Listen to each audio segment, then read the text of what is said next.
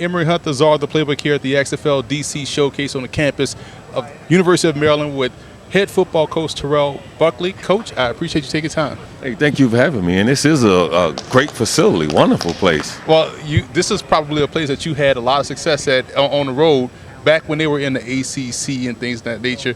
But I have to say this, though. I have to get in my fan hat. Yeah. One of the tapes, I used to record college football games when I was growing up playing college ball.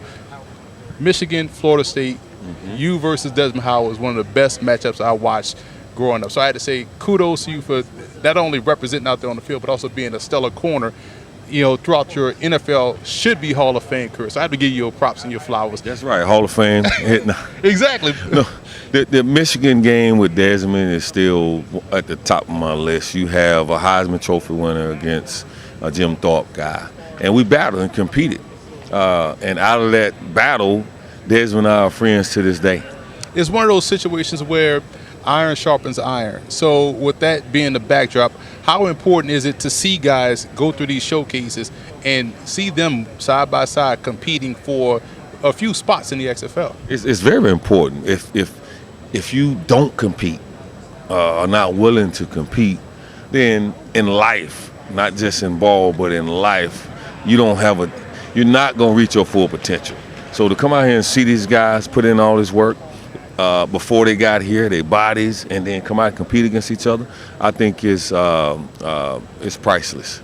Now, we've seen the game sort of get specialized nowadays. We got a lot of terms for, you got boundary corner, field corner, slot corner. When you played, it was just cornerback. Yes.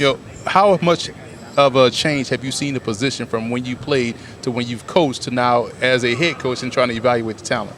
Tremendously. You obviously you have new breed of coaches coming in, so they try to teach different techniques or the scheme, and that's where a guy like myself is like, no, we're gonna go back to what is the game of football, how was it developed, how is it meant to be played, and we're gonna bring some of those principles back to this league.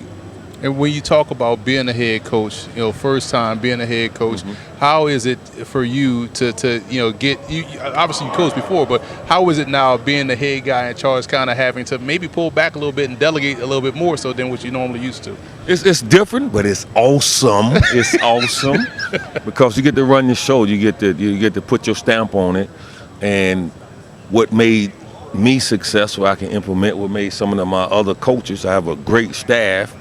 And then the conversations that I have with different guys, and you get to put that into it and also have feelings for the players. It's about loving the game and having a passion for it. And what is it about football you love most? Competing, putting in that work. Everybody get the same amount of hours to put in the same time game plan wise. Physically is how you're going to train, and then you have a clock.